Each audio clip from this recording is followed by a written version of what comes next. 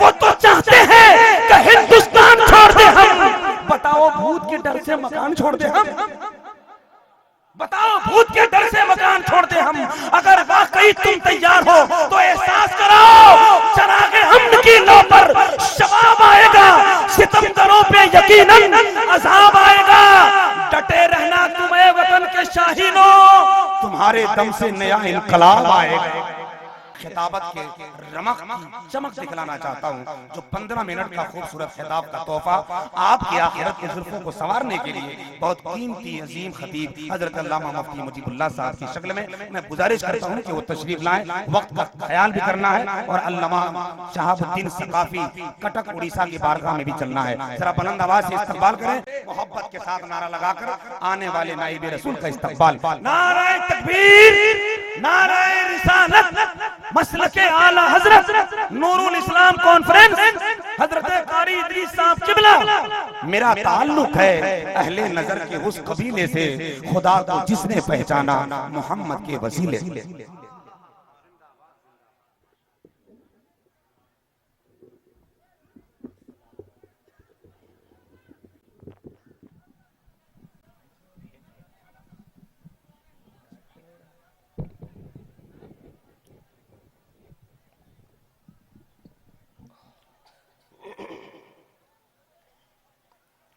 السلام علیکم ورحمۃ اللہ تعالی وبرکاتہ. الحمد لولیہ والصلاة والسلام علی نبیہ وعلی آلہ متأدبین بآدابہ، اما بعد فاعوذ باللہ من الشیطان الرجیم، بسم اللہ الرحمن الرحیم. فاقرؤوا ما تیسر من القرآن. وقال النبی صلی اللہ تعالی علیہ وآلہ وسلم فی الحدیث المبارکہ: خیرکم من تعلم القرآن وعلمہ. آمنت باللہ، صدق اللہ المولانا العظیم، وصدق رسولہ النبی الامین المدین المبین الکریم، ونحن علی ذلک لمن الشاہدین وشاکرین، والحمد للہ رب العالمین. اے شہنشاہ مدینہ الصلاۃ والسلام، زینت عرش معلی الصلاۃ والسلام، رب حب لی امتی کہتے ہوئے پیدا ہوئے، رب نے فرمایا کہ بخشا الصلاۃ والسلام.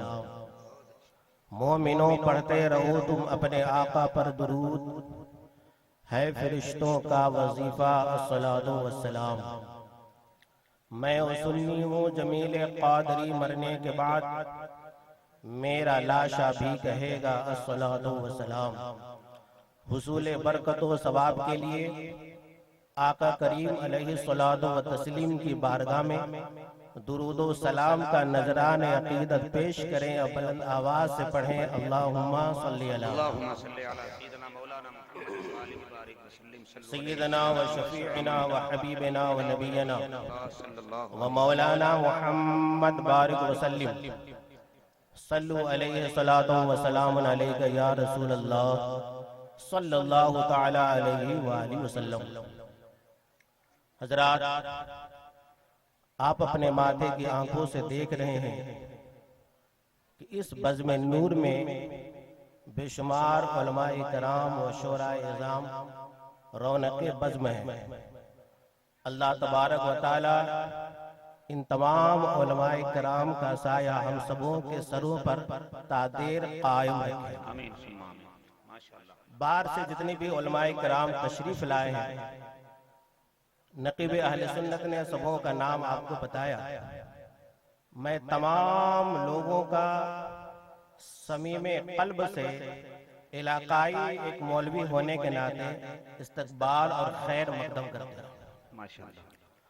آپ سبھی حضرات قابل مبارکباد ہیں کہ اللہ تبارک و تعالی نے آپ سبوں کو اس محفل پاک میں شرکت کرنے اور کچھ دینی باتیں سننے اور سمجھنے کا موقع عنایت فرمایا.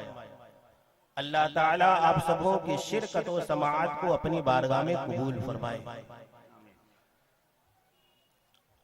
ایک مرتبہ اور بلند آواز سے درود پاک پڑھے، پھر میں اپنی تقریر شروع کرتا ہوں۔ مولاي صلی وسلم دائما ابدا علی حبیبک خیر الخلق کلہم اللہ رب محمد صلی اللہ علیہ وسلم نحن عباد محمد صلی اللہ علیہ وسلم علی ذبیہ وآلہ وصحبہ ابد الدہور وکرما۔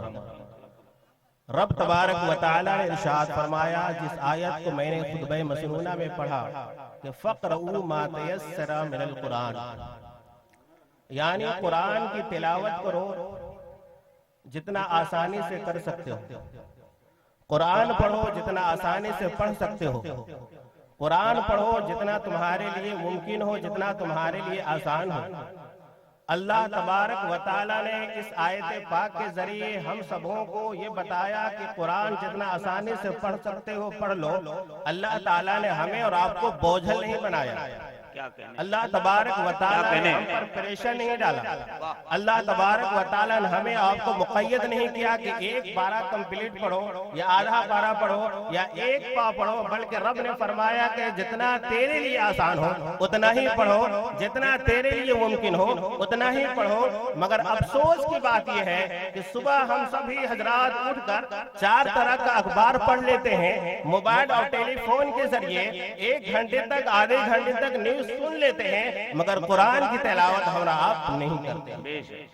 جس قرآن کی تلاوت کر کے ہمیں اور آپ کو دنیا اور آخرت میں کامیابی حاصل کرنی تھی، جس قرآن کو تلاوت کر کے ہمیں دنیا اور آخرت میں کامیابیوں کا سہرا باندھنا تھا، جس قرآن کی تلاوت کر کے بے شمار بیماریوں سے ہمیں اور آپ کو محفوظ رہنا تھا، اس کی طرف ہماری توجہ نہیں جاتی، اس کی طرف ہمارا دھیان نہیں جاتا، اور جن چیزوں سے کوئی فائدہ نہیں ہے ان کاموں کو ہم پابندی کے ساتھ کر لیتے ہیں۔ آدمی جب انسان قرآن کی تلاوت پابندی سے کرنا شروع کر دے تو جو ہماری شکایت ہے، ہر انسان ایک دوسرے سے شکایت کرتا ہے کہ میں ہمیشہ مصیبت میں پھنسا رہتا ہوں، پریشانیوں میں مبتلا رہتا ہوں، بیماریوں میں گھرا رہتا ہوں، آفتوں و بلاؤں میں ہمیشہ گرفتار رہتا ہوں، شیاطین ہمارے گھر میں اڈا بنائے ہوئے ہیں، طرح طرح کی شکایتیں یہ ہوتی ہے۔ اگر انسان تلاوت قرآن پابندی سے گھر میں شروع کر دے تو مصیبت سے بھی وہ محفوظ رہے گا، پریشانیوں سے بھی انسان بچا رہے گا، بیماریوں سے بھی محفوظ رہے گا، آفتوں بلاؤں کا نزول بھی اس کے گھر میں نہیں رہے گا، شیاطین بھی اس کے گھر میں نہیں آویں گے۔ اس لیے کہ جہاں پہ تلاوت قرآن ہوتی ہے وہاں پہ مصیبت نہیں آتی، پریشانیاں نہیں آتی، بیماریاں نہیں آتی، آفتوں بلاؤں کا نزول نہیں ہوتا، شیاطین وہاں پہ نہیں آتے۔ اس لیے کہ جہاں پہ قرآن کی تلاوت ہوتی ہے اللہ کی رحمت کے فرشتے وہاں پر تلاوت قرآن سماعت کرنے کے لیے تشریف لاتے ہیں، اور جب فرشتے آتے ہیں تو وہاں سے ساری مصیبتیں اور ساری پریشانیاں دور ہو جاتی ہیں۔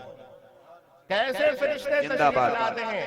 ایک صحابی رسول ہیں جن کا نام حضرت ابن جریر ہے، وہ فرماتے ہیں کہ رات کے وقت میں نے تلاوت قرآن شروع کی، جیسے میں نے قرآن پڑھنا شروع کیا ہمارے گھر کے باہر چند گھوڑے بندھے ہوئے تھے، جن گھوڑوں کو ہم جنگ میں استعمال کرتے تھے، جن گھوڑوں میں سوار ہو کر ہم جنگ کرتے تھے، وہ گھوڑے ہمارے دروازے کے سامنے بندھے ہوئے تھے۔ جیسے ہی میں نے قرآن پڑھنا شروع کیا ہمارے گھوڑے ڈرنے لگے، ہمارے گھوڑے بھٹکنے لگے۔ میرے دل میں خیال آیا کہیں ایسا تو نہ ہو کہ کوئی درندہ جانور آ گیا ہے جسے دیکھ کر ہمارے گھوڑے ڈر رہے ہیں۔ وہ فرماتے کہ میں نے تلاوت قرآن موقوف کی، گھر کا دروازہ کھولا، باہر گئے، ہر طرف دیکھا، کوئی بھی چیز مجھے نظر نہ آئی، گھر کا معائنہ کیا، کوئی بھی چیز مجھے جب سمجھ میں نہیں آیا، پھر دروازہ کو لاک کیا، گھر کے اندر آیا، پھر میں تلاوت قرآن شروع کی۔ جیسے قرآن پڑھنا شروع کیا پھر وہ گھوڑے بھٹکنے لگے، پھر میں قرآن کو پڑھنا موقوف کیا، گھر کے باہر گیا، ہر طرف دیکھا، کوئی بھی چیز ہمیں نظر نہیں آئی۔ تیسرا مرتبہ جب میں قرآن پڑھنا شروع کیا پھر گھوڑے بھٹکنے لگے، پھر میں گھر باہر جا کر کے دیکھا، کوئی بھی چیز نظر نہیں آئی۔ پھر میں نے تلاوت قرآن پڑھنا، تلاوت قرآن کرنا موقوف کر دیا۔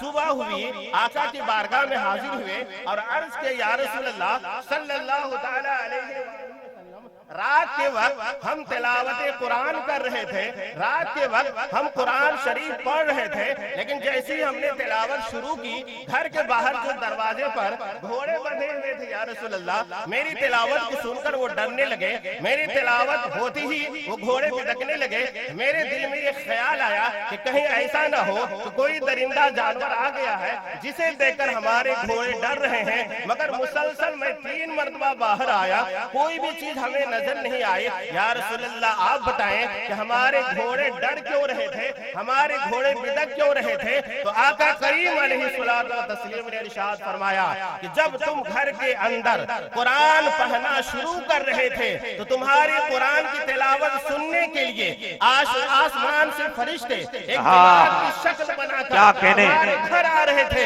انہی فرشتوں کو دیکھ کر تمہارے گھوڑے بدک رہے تھے، انہی فرشتوں کی جماعت کو دیکھ کر تمہارے گھوڑے ڈر رہے تھے۔ اس حدیث پاک سے معلوم یہ ہوا کہ جہاں پر بھی تلاوت قرآن ہوتی ہے، اللہ کے رحمت کے فرشتے اس تلاوت کو سننے کے لیے تشریف لاتے ہیں۔ بہت اچھے، نعرہ تکبیر، نعرہ رسالت، نور الاسلام کانفرنس، جشن دستار حفظ قرآن۔ جہاں پر بھی تلاوت ہوتی ہے اللہ کے رحمت کے فرشتے تشریف لاتے ہیں، اور جب فرشتے آتے ہیں تو خالی ہاتھ نہیں آتے بلکہ اللہ کی رحمتوں اور برکتوں کو ساتھ لے کر آتے ہیں۔ تو جو انسان چاہتا ہے کہ ہمارے گھر سے پریشانیاں دور ہو جائے، جو انسان چاہتا ہے کہ ہمارے گھر سے بیماریاں دور ہو جائے، جو انسان چاہتا ہے کہ ہمارے گھر سے مصیبتیں ختم ہو جائے، جو انسان چاہتا ہے کہ آفت و بلاؤں کا نزول نہ ہو ہمارے گھر، جو انسان چاہتا ہے کوئی شیطان ہمارے گھر میں نہ بسے، اس کے لیے لازم ہے کہ پابندی کے ساتھ تلاوت قرآن کرے، پابندی کے ساتھ قرآن پڑھے۔ اس لیے کہ جب تلاوت ہوگی اللہ کے رحمت کے فرشتے آئیں گے اور اللہ کی رحمت کو ساتھ لے کر کے آئیں گے، اور جہاں پر اللہ کی رحمت ہوتی ہے وہاں پہ مصیبت نہیں ہوتی، جہاں پر اللہ کی رحمت ہوتی ہے وہاں بیماریاں نہیں ہوتی، جہاں پر اللہ کی رحمت ہوگی وہاں پریشانیاں نہیں ہوگی۔ اس لیے کہ دونوں میں تضاد ہے، رحمت ہوگی تو مصیبت نہیں ہوگی، مصیبت ہوگی تو رحمت نہیں ہوگی۔ اور یہ یقین ہو گیا ہمیں اور آپ کو، معلوم ہو گیا کہ تلاوت قرآن کے وقت فرشتے آتے ہیں اور اللہ کی رحمت کو ساتھ لے کر کے آتے ہیں۔ تو جو انسان چاہتا ہے کہ ساری چیزوں سے ہم محفوظ رہیں، وہ تلاوت قرآن پابندی سے۔ بہت اچھے، اچھا پیغام ہے۔ فائدہ یہ ہوگا کہ ہمارے گھر سے بیماریاں دور ہوں گی، مصیبتیں ختم ہوں گی، پریشانیاں دور ہوں گی، آفت و بلاؤں کا نزول نہیں ہوگا، کوئی شیطان ہمارے گھر میں آ کر نہیں رہ سکتا ہے۔ اور دوسرا فائدہ یہ ہوگا جو میرے آقا کریم نے فرمایا کہ خیرکم من تعلم القرآن وعلمہ، یعنی تم میں سے بہترین انسان وہ ہے جو قرآن پڑھے اور دوسروں کو پڑھائے، جو قرآن سیکھے اور دوسروں کو سکھائے۔ سامعین حضرات، امار سیریز کی جانب سے یہ پروگرام آپ کی خدمت میں پیش کیا جا رہا ہے، سماعت فرمائیے۔ جانتے ہیں مگر نہیں کرتے، قرآن پڑھنا تو جانتے ہیں مگر نہیں پڑھتے۔ اب بہت سے ایسے بھی لوگ ہوں گے جو پڑھنا بھی نہیں جانتے، اب پڑھنے کی کوشش بھی نہیں کرتے۔ اب بہت سے لوگ ایسے بھی ہوں گے جو خود تو قرآن پڑھتے ہیں مگر بال بچوں کو پڑھنے کی تاکید نہیں کرتے۔ اب بہت سے ایسے بھی لوگ ہوں گے جو بال بچوں کو تاکید تو کرتے ہیں مگر خود نہیں پڑھتے، اور بہت سے ایسے لوگ بھی ہوں گے جو نہ پڑھنے کی تاکید کرتے ہیں، نہ خود پڑھتے ہیں، نہ اس کے طرف کبھی ان کا دھیان جاتا ہے۔ ہر انسان اپنے آپ میں یہ سوچ لے کہ میں بہترین انسان بن کے رہوں گا۔ جو انسان ہمیشہ بہترین انسان بن کے رہنا چاہتا ہے وہ پابندی سے تلاوت قرآن خود بھی کرے اور بال بچوں کو بھی تاکید کرے۔ واہ واہ واہ، درود شریف پڑھیں، اللہم صلی علی محمد سیدنا و شفیعنا و حبیبنا و نبینا و مولانا محمد بارک وسلم، صلو علیہ الصلاۃ والسلام علیکہ یا رسول اللہ صلی اللہ تعالی علیہ وآلہ وسلم۔ ایک پیغام میں آپ کو دے دوں، اس لیے کہ جس حالات سے ہم سبھی حضرات گزر رہے ہیں وہ حالات خاص کر کے ہم لوگوں کے لیے اچھا نہیں ہے۔ گھر سے باہر نکلتے ہیں ہنستے کھیلتے ہوئے، بیوی بچوں کے ساتھ مل کر، بیوی بچوں کے ساتھ مسکراتے ہوئے، ان کے درمیان سے ہنستے کھیلتے ہوئے جاتے ہیں، کسی حادثے کا شکار ہو جاتے ہیں، یا کوئی دشمن وار کرتا ہے، اس کے وار کا شکار ہو کر موت کے آغوش میں چلے جاتے ہیں۔ ایک چھوٹا سا وظیفہ بتاتا ہوں، اس وظیفے پہ اگر آپ پابندی سے عمل کر لیں تو آپ کسی حادثے کا شکار نہیں ہو سکتے. کوئی دشمن آپ پر وار کرے ان کا وار کارگر نہیں ہوگا, اس کا وار بیکار ہو جائے گا. آپ یقین جانیے کہ اس وظیفے کو جب آپ عمل میں لائیں گے تو کسی حادثے کا شکار نہیں ہوں گے, اور کوئی دشمن آپ پہ وار کر نہیں سکتا. کر بھی دے تو اس کا وار کارگر نہیں بلکہ بیکار ہوگا. جس طرح سے آپ گھر سے ہنستے کھیلتے ہوئے جائیں باہر, اسی طرح سے ہنستے کھیلتے ہوئے واپس آپ کی ہوگی انشاءاللہ. پہلے میں ایک چھوٹی سی حدیث پاک سناؤں. آقا کریم علیہ الصلوۃ والتسلیم نے حضرت ابو ہریرہ رضی اللہ تعالی عنہ کو صدقہ و خیرات کا کچھ مال عطا فرمایا اور کہا کہ ابو ہریرہ یہ مال غریبوں کا ہے, یہ مال صدقے کا ہے, اسے آپ سنبھال کر رکھیں, کل صبح اسے غریبوں پہ بانٹا جائے گا, یہ مال کو تقسیم کیا جائے گا. ابو ہریرہ آپ اس کی نگرانی کریں گے, ابو ہریرہ آپ اس کی نگہبانی کریں گے. ابو ہریرہ رضی اللہ تعالی عنہ نے عرض کیا, ہاں یا رسول اللہ, اس مال کی میں حفاظت کروں گا, اس مال کی میں دیکھ ریکھ کروں گا, اور صبح پھر ہم اہل صبح آ کر کے آپ کی بارگاہ میں حاضر کر دیں گے. آقا کریم علیہ الصلوۃ والتسلیم کے حکم کی تعمیل کرتے ہوئے ابو ہریرہ نے صدقے کا مال اپنے گھر لایا, اور انہوں نے دل میں یہ خیال پختہ کر لیا کہ آج رات ہم نہیں سوئیں گے, اس لیے کہ آقا کریم نے اس مال کی نگہبانی کرنے کے لیے فرمایا ہے. کہیں ایسا نہ ہو کہ رات میں ہم سو جائیں اور کوئی چور میرے گھر آوے اور اس مال کو چورا کر لے جائے, پھر صبح میری جب حاضری ہوگی تو آقا کریم نے مجھ سے سوال کر لیا کہ مال کہاں ہے, تو ہم کیا جواب دیں گے. لہٰذا مال کی حفاظت کرنے کی غرض سے آج رات میں نہیں سوؤں گا بلکہ شب بیداری کروں گا. ابو ہریرہ فرماتے ہیں کہ رات کا ایک حصہ گزرا تھا کہ ایک چور آیا اور مال کو اپنے تھیلے میں جلدی جلدی ڈالنے لگا. ابو ہریرہ فرماتے ہیں کہ میں بیدار تھا, فوراً اس کے ہاتھ کو پکڑ لیا, اور جب پکڑا تو کہا کہ اے چور, تمہیں نہیں معلوم یہ صدقے کا مال ہے, غریبوں کا حق ہے, آقا کریم نے عطا فرمایا ہے, کل صبح اسے غریبوں پہ بانٹا جائے گا, اور ہم اس کی نگہبانی کے لیے مقرر کیے گئے ہیں, اور تمہاری اتنی جرأت جو ہمارے گھر میں داخل ہو کر اس مال کو تم چورا کر کے بھاگنے کی کوشش کر رہے ہو, میں تمہیں گرفتار کرتا ہوں. صبح ہوگی, آقا کریم کی بارگاہ میں تمہیں ہم لے جائیں گے, اور جو چوروں کی سزا ہے وہ سزا تمہیں ملے گی. چوروں کی جو اسلامی سزا ہے ہاتھ کاٹنا, کل تمہارا ہاتھ کاٹا جائے گا. ابو ہریرہ فرماتے ہیں کہ جب میں نے اس طرح کی اسے باتیں کہی کہ کل تمہیں سرکار کی بارگاہ میں حاضر کریں گے, جو چوروں کی سزا ہے وہ تمہیں دلوائیں گے. ابو ہریرہ فرماتے ہیں کہ وہ چور گریہ وزاری کرنے لگا, وہ چور اپنی غریبی بیان کرنے لگا, وہ چور کثیر الاولاد ہونے کے تعلق سے بتانے لگا. کہا کہ اے ابو ہریرہ, میں کئی دنوں سے بھوکا ہوں, ہمارے بچے بھی بھوکے ہیں, میں کثیر الاولاد ہوں, غریب آدمی ہوں, آپ مجھے چھوڑ دیں, آج کے بعد میں آپ کے گھر نہیں آؤں گا. ابو ہریرہ فرماتے ہیں کہ مجھے رحم آ گیا, میں نے اسے چھوڑ دیا. صبح ہوئی, آقا کی بارگاہ میں حاضر ہوئے, آقا کریم نے خود ارشاد فرمایا, ابو ہریرہ رات والے چور کا کیا حال ہے, رات والے چور کا کیا حال ہے. چوری ہو رہی تھی ابو ہریرہ کے گھر, چور گھر میں داخل ہوا تھا ابو ہریرہ کے, سرکار اپنے کاشائے نبوت میں آرام فرما تھے, ابو ہریرہ کے گھر کے تعلق سے سرکار کو خبر ہو گئی. یہی تو عقیدہ ہم تمام علماء اہل سنت نہیں بلکہ عوام اہل سنت کا ہے کہ سرکار کو رب تبارک و تعالیٰ نے علم غیب عطا فرمایا ہے. جو کچھ ہوا, جو کچھ ہونے والا ہے, سرکار اسے بخوبی جانتے ہیں. لہذا سرکار نے فرمایا, ابو ہریرہ رات والے چور کا کیا حال ہے. ابو ہریرہ نے سارا واقعہ بیان کیا اور کہا کہ یا رسول اللہ, وہ چور کہہ کے گیا ہے کہ آج کے بعد ہم تمہارے گھر میں نہیں آئیں گے. ابو ہریرہ فرماتے ہیں کہ سرکار نے ارشاد فرمایا کہ آج رات وہ چور تمہارے گھر پھر آوے. یہ لیجیے, آقا کریم کے حکم کی, آقا کریم کی بات سنتے ہی ابو ہریرہ نے کہا کہ جب میرے سرکار ارشاد فرما رہے ہیں تو وہ چور ضرور آئے گا, اس لیے کہ سرکار کی زبان سے کبھی بھی کوئی غلط بات نہیں نکلی. لہٰذا جو بھی میرے سرکار نے فرمایا ہے وہ ہو کے رہا ہے. لہٰذا مجھے یقین کامل ہو گیا کہ صبح وہ چور ضرور آئے گا. لہٰذا دن گزرا, رات آئی, رات کا ایک حصہ گزرا ہی تھا کہ وہ چور آیا اور مال کو تھیلے میں ڈالنے لگا. ابو ہریرہ نے فرمایا, میں نے اس کے ہاتھ کو پکڑا, اور جیسے ہاتھ کو پکڑا کہا کہ کل تم بول کے گئے تھے کہ نہیں آویں گے, مگر پھر بھی تم آ گئے, میں تمہیں گرفتار کرتا ہوں. صبح تمہاری پیشی ہوگی سرکار کی بارگاہ میں, تمہیں سزا دلواؤں گا سرکار کی بارگاہ سے. لہٰذا ابو ہریرہ کی جب بات چور نے سنا تو ابو ہریرہ نے ارشاد فرمایا کہ کل سے بھی زیادہ آج وہ رونے لگا، کل سے بھی زیادہ آج وہ غریبی بیان کرنے لگا۔ ابو ہریرہ فرماتے کہ پھر مجھ کو رحم آ گیا، میں نے اسے چھوڑ دیا۔ صبح ہوئی، سرکار کے بارگاہ میں میری حاضری ہوئی، سرکار نے پھر ارشاد فرمایا ابو ہریرہ رات والے چور کا کیا حال ہے؟ ابو ہریرہ نے ارشاد فرمایا کہ ہاں یا رسول اللہ، آپ کے قول کے مطابق وہ چور آیا تو تھا، میں اسے پکڑ تو لیا تھا، مگر اس نے اس طرح کی غریبی بیان کی کہ مجھے رحم آ گیا، میں نے اسے چھوڑ دیا۔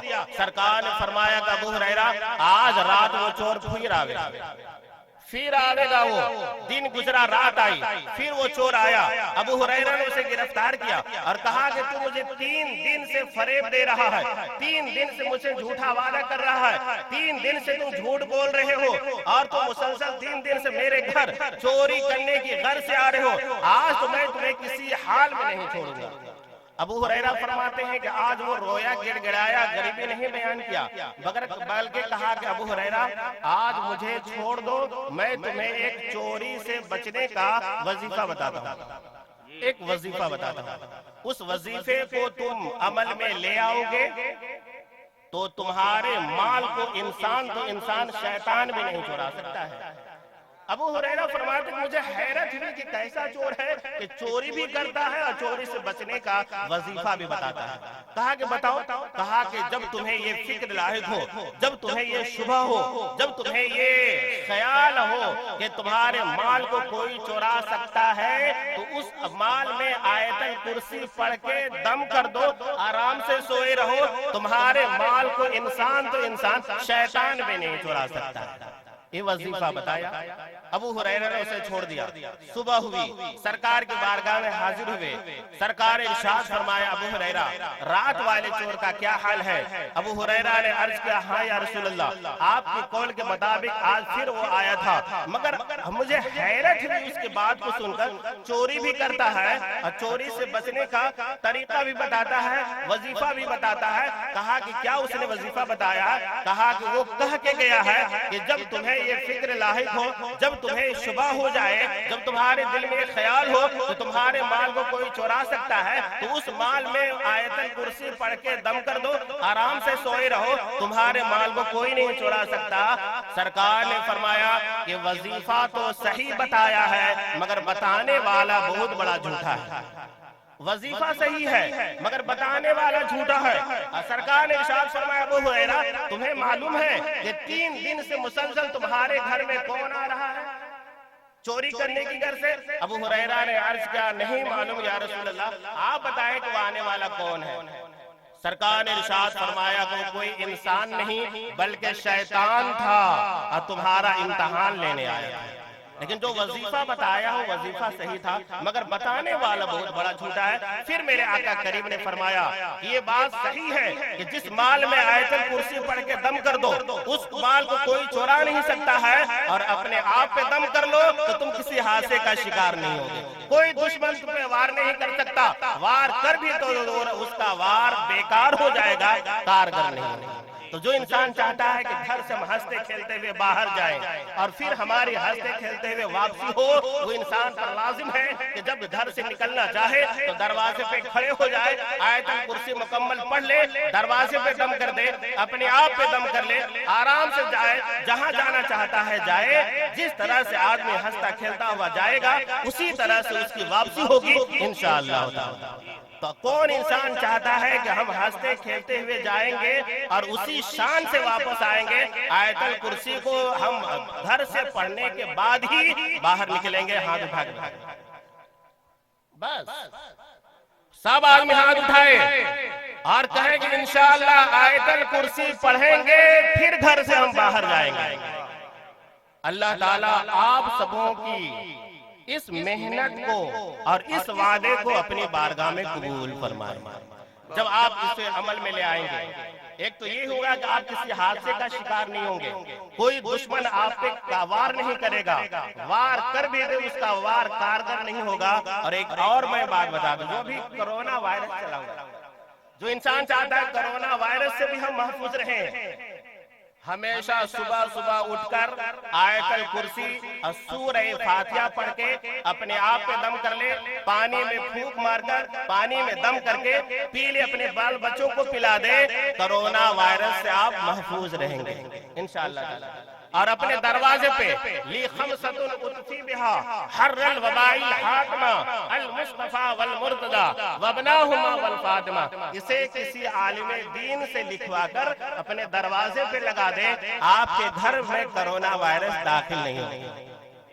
اسے بھی آپ اپنے علماء کرام سے رابطہ کر لیں گے، اس کو آپ لکھوا لیں، اپنے دروازے پہ لگا لیں، روزانہ صبح صبح آیت الکرسی اور سورہ فاتحہ پڑھیں اور اپنے آپ پہ دم کر لیں، پانی پہ دم کر کے اسے پی لیں، آپ انشاءاللہ کرونا وائرس سے محفوظ رہیں گے۔ مولا تعالیٰ میری مختصر سی تقریر کو اور آپ کی سماعت کو اپنی بارگاہ میں قبول فرمائے۔ آخر میں سارے ممبران و ارکان اور خاص کر کے حضرت حافظ و قاری ادریس رضا صاحب قبلہ کو مبارکباد دیتا ہوں، انہوں نے اس طرح کے محفل منعقد کی اور آپ سبوں کو دعوت دے کر بلایا اور کچھ دینی باتیں سننے کا موقع فراہم فرمایا۔ ان کا احسان ہے ہم سبوں پر، ان کا شکر ہے۔